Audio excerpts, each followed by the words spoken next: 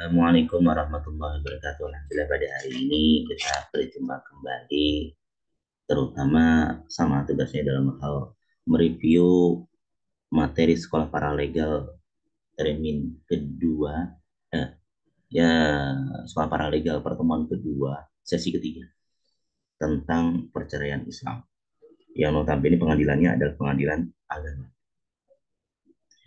Lalu landasan hukumnya adalah Undang-Undang Nomor 1 Tahun 1974 tentang perkawinan yang sebagian itu ada pencabutan aturan oleh Undang-Undang Republik Indonesia Nomor 7 Tahun 1989 lalu diubah kepada Undang-Undang Republik Indonesia Nomor 16 Tahun 2019. Lalu kenapa putusnya hubungan perkawinan itu bisa terjadi? Itu biasanya itu dikarenakan atas tiga hal. Yang pertama memang ada permohonan atau gugatan perceraian. Yang kedua, karena salah satu pasangan dari suami atau istri itu meninggal. Dan yang ketiga adalah karena memang putusan pengadilan. Lalu bagaimana rincian tentang kategori dalam hal ini adalah kita mencoba melihat di luar sebab karena kematian atau putusan pengadilan, di antaranya itu tentang talak dan kaitannya dengan perceraian.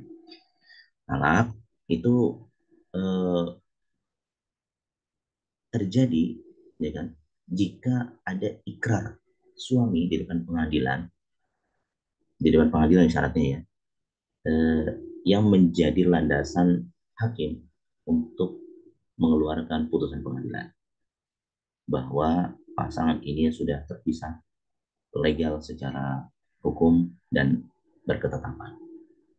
Lalu alasan-alasan diantaranya itu yang bisa menjadi petitum dalam pengajuan permohonan maupun gugatan adalah yang pertama, salah satu dari pihak yang di pihak termohon ataupun tergugat itu melakukan perzinahan atau mabuk atau judi yang sulit sembuh. Yang kedua itu suami itu biasanya itu terdapat pada takbir talak, itu meninggalkan istri selama 2 tahun tanpa izin. Lalu kemudian salah satu dari suami atau istri itu sedang menjalani hukuman penjara minimal 5 tahun selama masih dalam proses perkawinan. Lalu berikutnya adalah terjadi KDRT, baik istri kepada suami maupun suami kepada istri. Lalu yang berikutnya adalah si konteksnya kepada istri.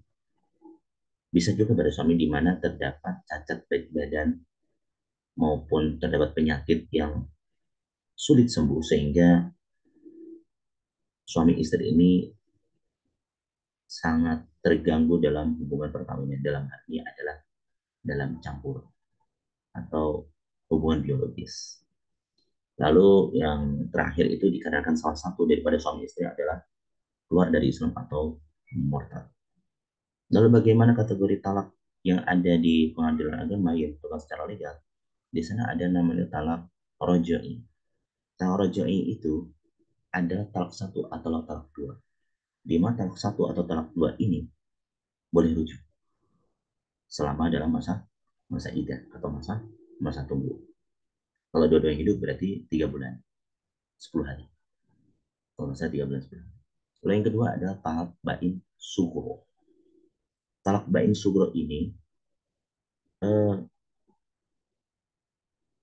talak yang tidak boleh rujuk, tapi nikahnya ditajdid atau diperbaharui atau dinikahkan kembali dengan syarat pasangan ini masih dalam masa masa idah.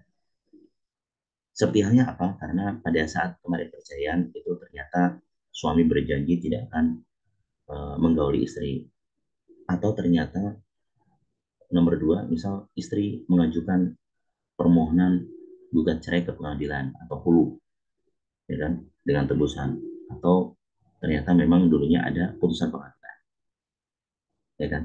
Lalu ada berikutnya istilah itu talak bain kubro. Talak bain kubro ini adalah talak yang dilakukan di persidangan untuk yang ketiga kalinya, ya kan. Maka dengan talak ini tidak boleh rujuk terkecuali ada muhalil itu. atau mantan istri sudah menikah kembali dengan seorang dan wajib untuk dijima atau digauli. Kemudian ternyata suami barunya dari mahal atau mahdil ini itu menceraikannya dan sudah lepas masa idah, maka mantan suami yang lama bisa masuk atau bisa menikah kembali kalau sudah mengalami talak bain kubro. Lalu ada namanya li'an. Li'an ini jauh lebih tidak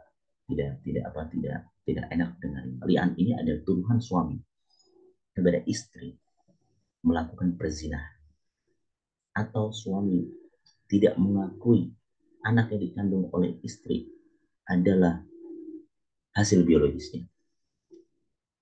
Bagaimana teknisnya? Teknisnya ini wajib dilakukan di depan pengadilan. Dengan cara apa? Suami bersumpah 4 kali melakukan tuduhan berzina atau anak dalam kandungan mantan istri ini adalah bukan bagian daripada hubungan biologisnya 4 kali. Kemudian sumpah lagi 1 kali yang kelima, yaitu melaknat sang istri. Dan itu wajib bersambung, tidak berpisah, disanggah oleh sang istri dengan 4 kali sumpah dan juga menyanggah 4 kali sumpahnya itu atas tuduhan sang suami. Lalu dilanjutkan dengan sumpah yang kelima, yaitu melaknat. Allah akan melaknat atau melaknat kepada saya jika hal itu memang benar. Nah, itu ada teknis pelaksanaan li'an. Lalu bagaimana tata cara, kembali lagi kepada teknis tata cara perceraian agama Islam. Yang pertama adalah kalau misalnya melakukan gugatan yang mengajukan cerai ini adalah laki-laki, itu produknya itu ada permohonan cerai. Laki-lakinya namanya pemohon, sama istri namanya termohon. Kalau misalnya mengajukan itu adalah sang istri, maka nama produknya adalah cerai talak. Mohon maaf, kalau misalnya laki-laki namanya cerai talak, kalau misalnya sang istri yang melakukan gugatan ada nama itu gugat cerai. Yang istri namanya itu ada penggugat, sang suami ada nama itu tergugat. Ya kan? Lalu setelah gugatan itu diajukan ke pengadilan, lalu membayar biaya perkara atau panjar biaya perkara, berkas diterima oleh hakim selama 30 hari setelah penentuan tanggal persidangan, maka hakim itu memeriksa berkas, ya kan? Kalau berkas itu ternyata memenuhi syarat, baik itu apa namanya itu petitum serta posita melalui gugatan yang ada, kemudian dilengkapi dengan data-data seperti foto KTP, saksi-saksi dan seterusnya sudah lengkap, maka hakim memanggil kedua belah pihak untuk dimintai keterangan bagaimana kronologi yang aslinya. Nah, setelah itu hakim akan melakukan proses kedua, yaitu menasihati kedua belah pihak dengan jalan mediasi. Kalau misalnya mediasi berhasil, maka mediasi itu, di dalam mediasi itu ada nama itu dipimpin oleh mediator. Ruangnya terpisah dengan ruang persidangan. Dilakukan 3 kali. Apabila mediasi itu berhasil yang dilakukan oleh mediator, maka mediator akan menuliskan laporan bahwa mediasi berhasil.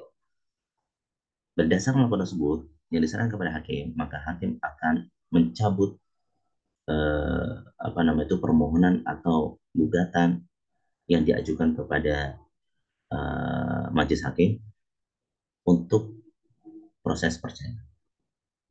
Kalaupun tidak berhasil, maka secara otomatis akan berlanjut kepada proses berikutnya, yaitu ikrar talak yang dilakukan oleh suami di depan pengadilan. Kemudian hakim atau majelis hakim akan mengeluarkan putusan pengadilan disertai dengan uh, akta cerai yang akan diterima oleh masing-masing pihak. Di antaranya itu yang bisa saya pahami dan bisa saya berikan, dan mudah-mudahan kedepannya jauh lebih bisa mendalami lagi materi yang diberikan. Wassalamualaikum warahmatullahi wabarakatuh.